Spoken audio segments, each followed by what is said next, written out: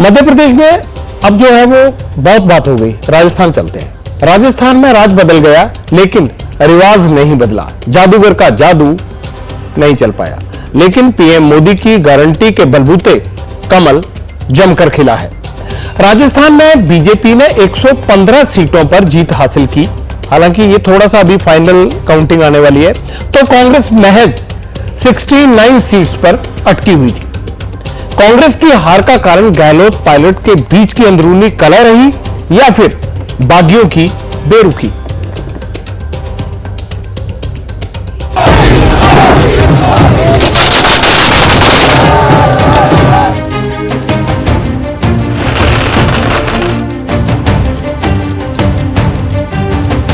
माई बाप पे लोकतंत्र में जो भी फैसला आएगा उसको हम विद ह्यूमिलिटी स्वीकार करें। इस बार की ये जो शानदार जीत है, ये माननीय हमारे प्रधानमंत्री नरेंद्र मोदी जी उनकी दी हुई गारंटी की जीत है, अमित शाह जी की रणनीति की जीत है। राजस्थान से कांग्रेस की विदाई का संकेत तो एबीपी सी वोटर के एग्जिट पोल में 3 दिन पहले ही मिल गया था। एग्जिट पोल में बीजेपी को 94 से 114 तो कांग्रेस को 71 से 91 सीट मिलने का अनुमान जताया गया था। चुनाव का नतीजा इसी के इर्द गिर्द रहा। नई सरकार जो बनेगी उसको हमारी शुभकामनाएं हैं, अच्छे काम करके दिखाएं, ये हमारी भावना रहेगी उनके साथ। जब 3 राज्यों में जो परिणाम आए हैं तो मैं समझता हूँ कि ये एक सोच का विषय, एग्जामिन करने का विषय है। सवाल उठना लाजमी है कि दोबारा सत्ता में वापसी का दावा करने वाले गहलोत की विदाई का प्लान कब और कैसे बना, कहां कमी रह गई, क्या कांग्रेस की अंदरूनी कलह गहलोत को ले डूबी। दरअसल पूरे चुनाव में कांग्रेस गुटबाजी से नहीं उबर पाई। चुनाव से पहले अशोक गहलोत और सचिन पायलट के बीच चल रही खींचतान का असर कार्यकर्ताओं पर पड़ा। दोनों के बीच रहे मनमुटाव का वोटर के बीच भी गलत मैसेज किया।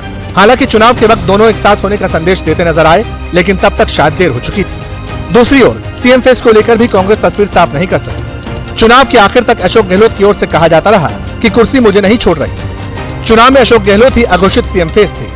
ऐसे में सचिन पायलट के समर्थक चुनाव में मायूसी नजर आए।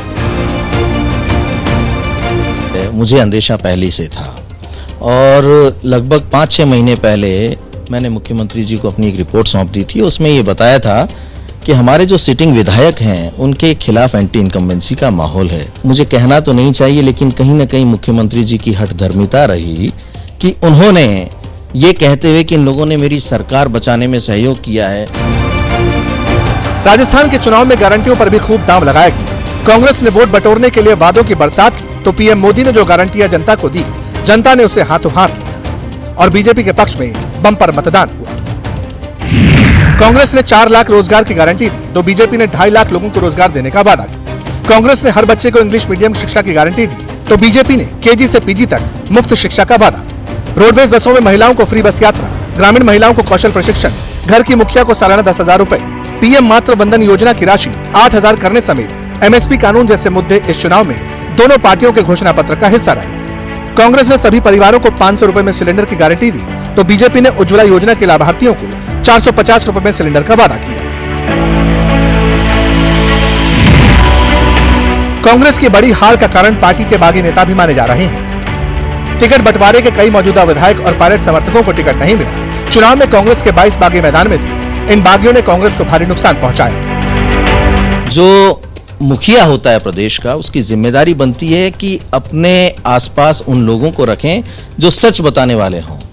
पर धीरे धीरे भीड़ उन लोगों की हो गई जो सिर्फ चापलूसी करना जानते थे, और चापलूसी के बलबूते ही उन्होंने ऐसे लोगों को मुख्यमंत्री जी से दूर करने का प्रयास किया जो हमेशा सच बोलते थे। गुटबाजी तो बीजेपी में भी दिखाई दी। बीजेपी ने वसुंधरा को सीएम फेस डिक्लेयर नहीं किया था। अपने सांसदों को उतार कर मैसेज दे दिया कि इस बार सीएम कोई भी हो सकता है। इसके बाद वसुंधरा की नाराजगी के संकेत पूरे चुनाव मिलते रहे। रैलियों में मंचों से वसुंधरा को बोलने का मौका तक न मिलना यह दर्शा रहा था कि बीजेपी के डिसिप्लिन वाले मॉडल में कहीं तो गड़बड़ है। एक्सपर्ट्स तो यहां तक मान रहे थे कि वसुंधरा की नाराजगी दूर नहीं हुई तो कम से कम 25 सीटों पर पार्टी को नुकसान उठाना पड़ सकता है। लेकिन यह पीएम मोदी और अमित शाह के मैनेजमेंट का ही कमाल है कि वक्त रहते उन्होंने नाराज नेताओं को साथ लिया। प्रचार खत्म होने से पहले 12 जिले में पीएम मोदी और वसुंधरा राजे एक ही मंच पर नजर आए थे। मंच पर दोनों के बीच अच्छी केमिस्ट्री दिखाई दी। शायद इसी का नतीजा है कि राजस्थान की जीत को वसुंधरा पीएम मोदी की ही जीत बता रही हैं।